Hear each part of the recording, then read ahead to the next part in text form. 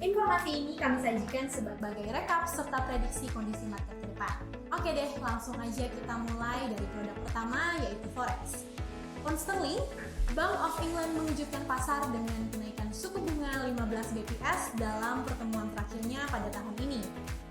Mengikuti kejutan BOE, analisa memprediksi pasar suku bunga di bulan Februari 2022 nanti. Dan sebagai periode yang paling mungkin untuk kenaikan suku bunga dengan peluang 66% dari kenaikan suku bunga 25 bps. Kita beralih ke Euro. Tidak seperti Bank of England, Bank Sentral Eropa sama sekali tidak mengejutkan siapapun dengan keputusan suku bunga terakhirnya. Pasar suku bunga sekarang memperkirakan peluang 66% dari kenaikan suku bunga ECB pertama yang akan tiba pada bulan Oktober 2022 nanti. Kita beralih ke USD JPY yang bertahan lebih rendah dan tertekan menuju 113.50 karena Bank of Japan akan mengurangi stimulus darurat pandemi setelah batas waktunya pada Maret 2022. Varian Omicron telah dilihat sebagai resiko yang akan membuat inflasi nantinya. BOJ mempertahankan tingkat keseimbangan kebijakan tidak berubah pada minus 0,1% seperti yang diharapkan. Kita beralih ke AUD USD berjuang untuk mempertahankan kenaikan karena kesengsaraan virus corona yang menantang bullish di sekitar 0.7170 dan turun 0.07% secara intraday. Selama sesi Asia pada hari Jumat lalu. Konon, kasus harian virus corona tertinggi sepanjang masa dari New South Wales atau NSW dorong jumlah nasional menjadi lebih lambat nih di angka 3.3743 per data ABC News. Kita beralih ke produk metals. XAU-USD, emas spot diperdagangkan pada kisaran 1.7935 dan 1803.34 US dollar. Logam kuning ini diperdagangkan di atas angka bulat psikologis 1.800 US untuk pertama kalinya di bulan ini. Namun sementara optimisme dalam pertumbuhan yang menyertai beberapa keputusan bank sentral, resiko penurunan sangat mengkhawatirkan dan akan membebani imbal hasil real. Kita akan beralih ke produk futures. WTI menyerang resisten jangka pendek di sekitar 71.90 dolar, naik 0.10% selama awal Jumat lalu.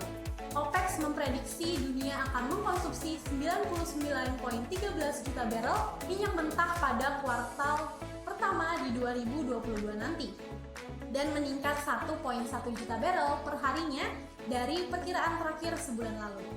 Sementara kelompok 13 negara penghasil minyak tidak akan membiarkan kekhawatiran varian Omicron yang akan mengubah garis yang diproyeksikan. Pasar masih merasa beban sentimen bearish terhadap WTI.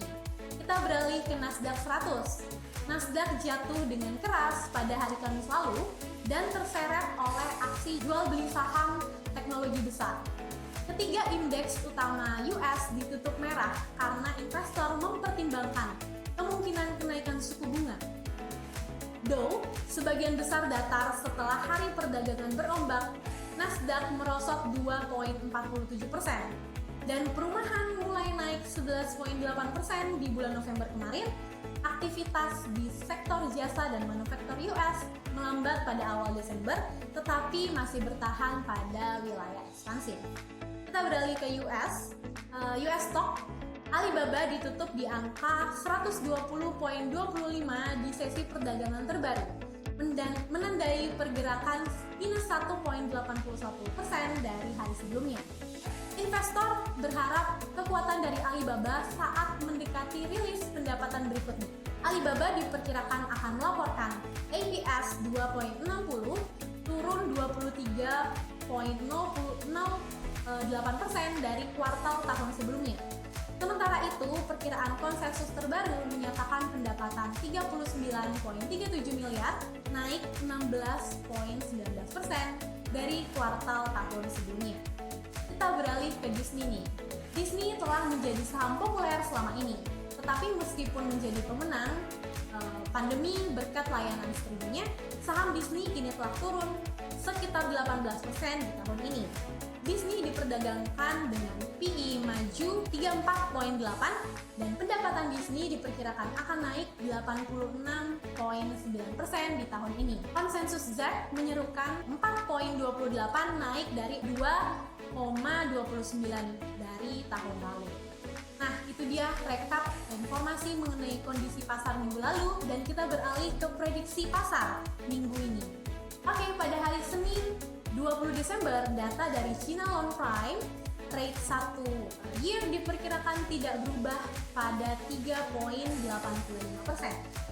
Dan pada hari Selasa 21 Desember, Australia akan mengeluarkan notulen rapat sentral RBA, dan dari Jerman juga akan ditayangkan data GfK Customer Confidence Januari yang diperkirakan akan meningkat 0,5 dari angka sebelumnya minus 1,6. Dan pada hari Rabu 22 Desember terdapat data GDP final kuartal 3 US yang diperkirakan tidak mengalami revisi. Tercatat pertumbuhan 2,1%, pada kuartal kedua tercatat pertumbuhan 6,7%. Selanjutnya, US akan mengumumkan data customer confidence yang diperkirakan meningkat dari angka 109,5 menjadi 111,5. Data existing home sales US November diperkirakan akan meningkat menjadi 6,51 juta dibanding angka sebelumnya 6,34 juta. Dan pada hari Kamis, Inggris akan mengeluarkan data GfK Customer Confidence Desember diperkirakan ada di angka minus 16 dari minus 14 pada bulan sebelumnya. Personal spending US bulan November diperkirakan sebesar 0,5% dari 1,3% di angka sebelumnya. Dan new home sales US bulan November diperkirakan akan meningkat 770K dari angka sebelumnya 745 di bulan sebelumnya. Nah, pada hari Jumat, US dan Jerman akan melangsungkan bank holiday.